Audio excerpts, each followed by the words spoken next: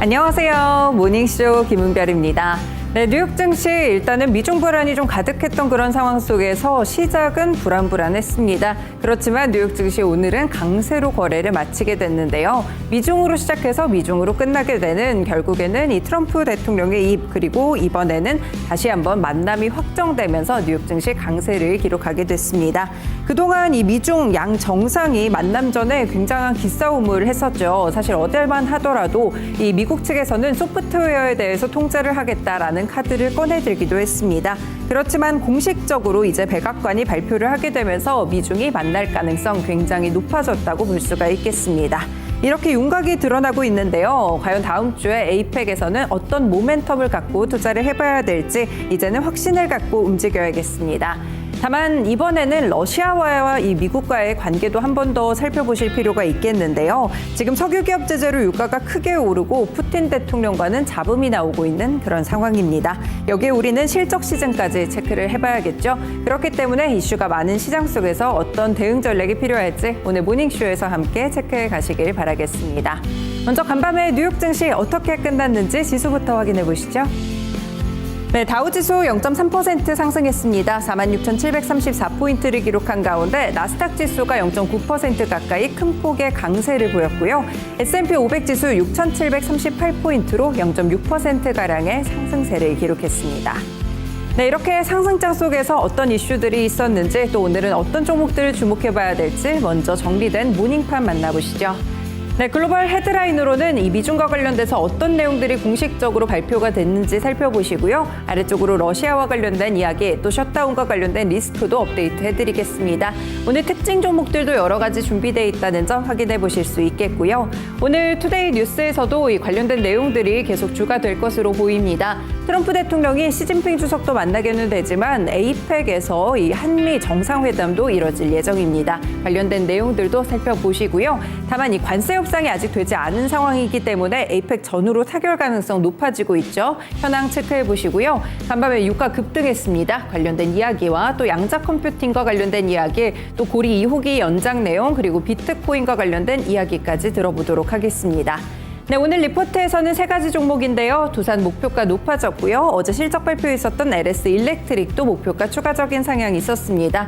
그 외에는 GKL 카지노 종목이 새로운 신규 리포트가 있었다는 점까지 잠시 뒤에 소개해드리도록 하겠습니다. 네, 그럼 간밤에 어떤 이슈들이 흘러갔는지 글로벌 헤드라인부터 만나보시죠. 네, 일단 트럼프 대통령과 시진핑 주석 드디어 만날 것 같습니다. 일단 앞서서 마지막까지도 이 소프트웨어 수출 통제까지 굉장히 으르렁댔던 그런 미국과 중국이다라고 볼 수가 있겠는데요. 일단 백악관이 기자회견을 통해서 트럼프 대통령의 아시아 순방 일정을 공식적으로 발표했습니다. 이번에 에이펙을 계기로 24일부터 30일까지 좀 방문이 될 예정이고요. 트럼프 행정부의 관세 정책과 중국의 히토류 수출 통제 강화로 미중 무역 갈등이 심화되는 상황인데 일단 두 정상이 만나서 이와 관련된 갈등의 해소 방안을 직접 논의하게 될 전망입니다.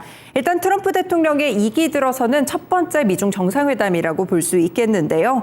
그리고 말씀드린 대로 이재명 대통령과도 이제 한미 정상회담을 하게 됩니다. 캐롤라인 레빗 대변인에 따르면 현지 시간으로 수요일에 아침에 트럼프 대통령이 부산으로 비행을 할 예정이고 그곳에서 한국 대통령과 양자회담에 참여할 예정이라고 말했습니다. 이재명 대통령과 만나게 되는 것은 이번이 두 번째인데요. 두 정상은 지난 8월에 백악관에서 첫 번째 정상회담을 진행하기도 했습니다.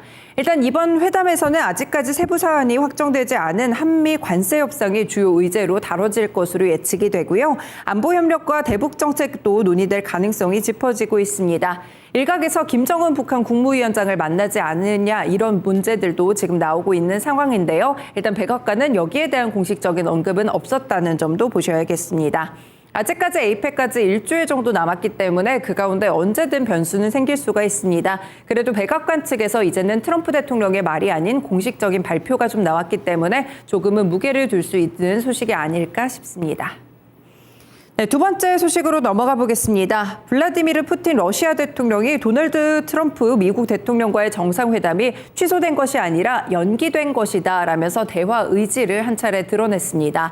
앞서서 트럼프 대통령이 어제쯤에는 푸틴 대통령과의 정상회담을 취소할 수밖에 없다라는 이야기를 나누면서 이와 관련된 이야기가 시장에서도 반영되는 그런 모습이었는데요. 푸틴 대통령은 조금 더 대화 의지를 드러낸 것으로 풀이가 되고 있습니다. 많은 분야에서 협력을 할 수 있다라는 점을 함께 강조하기도 했었는데요. 그러면서 푸틴 대통령이 최근에 전화대화에서 회담 장소라든지 구체적인 것들을 백악관 측에서 미리 제안을 했다라고 강조를 했습니다. 그러면서 회담이 철저히 준비돼야 된다라고 이야기를 했는데요. 러시아는 언제나 대화를 지지하고 있다라는 이야기를 하게 되면서 그런 내용들이 전해지고 있습니다. 그리고 트럼프 대통령이 러시아의 석유 수출 기업 2개에 대해서 제재를 가하는 모습들도 있었는데요. 여기에 대한 코멘트도 있었습니다. 여기에 대해서는 압력을 가하려는 시도다. 다만 러시아 경제에는 타격이 없을 것이다 라고 자신감을 드러내기도 했었고요. 그리고 토마호크 미사일로 우크라이나가 러시아 영토를 공격할 경우에는 매우 심각하고 압도적인 대응이 있을 것이다 라면서 추가적인 여지를 남겨두기도 했습니다. 네, 세 번째 소식으로 넘어가 보겠습니다. 지금 연방정부에 대한 셧다운 사태 이제는 23일째에 접어들게 됩니다. 지금 4주째가 다 됐는데요. 12번째 임시 예산안이 표결에 붙여졌었는데 결국에는 또다시 부결이 됐습니다. 찬성 54표, 반대 46표로 부결이 됐는데요. 상원에서는 제프리 머클리 상원의원이 도널드 트럼프 대통령의 의제에 항의하면서 밤샘 연설을 한 뒤 이날 예산안을 표결에 붙였다고 볼 수 있겠습니다. 여당인 공화당과 야당인 민주당 간의 예산안에 대해서 지금 협상이 진전이 전혀 없는 상태입니다. 오바마 케어를 두고 계속 부딪히고 있는데요. 공화당 지도부 측에서는 플랜 B를 검토하고 있는 것으로 현재 알려지고 있습니다. 지금 이 공화당에서 상원 예산안 통과에 필요한 이 60표에 대한 기준을 없애는 핵 옵션 발동이 거론된다. 이렇게 보실 수가 있을 것 같은데요. 과연 이 부분은 어떤 시장에 또 리스크를 가져오게 될지 셧다운과 관련된 이야기 보셔야 될 것 같고요. 그동안 최장으로 길었던 것이 트럼프 대통령 일기 때 있었던 35일간의 셧다운이었습니다. 그런데 지금 역대 두 번째가 되고 있는데 과연 타결될 수 있을지도 보시면 좋을 것 같습니다. 네, 이렇게 글로벌 헤드라인 살펴드렸고요. 그렇다면 간밤에 어떤 종목들이 움직였는지 첫 번째로 상품 시장부터 체크해 보겠습니다. 네, 지금 유가가 간밤에 급등했습니다. 5% 정도의 강세를 기록하게 됐는데요. WTI 그리고 브렌트유 모두 5% 강한 상승세를 보이게 되면서 끝에서 반등하는 그런 꼬리 흐름이 나왔습니다. 네, 결국에는 러시아 기업들에 대한 제재 때문에 유가가 올랐다라고 보실 수가 있겠는데요. 리처드 브론즈 에너지 에스펙트 지성학 책임자는 트럼프 행정부가 그동안 러시아 제재를 피하던 흐름을 바꿨다라고 예상을 하게 되면서 이와 관련돼서 제재가 좀 있었다라는 점을 함께 터치를 했습니다.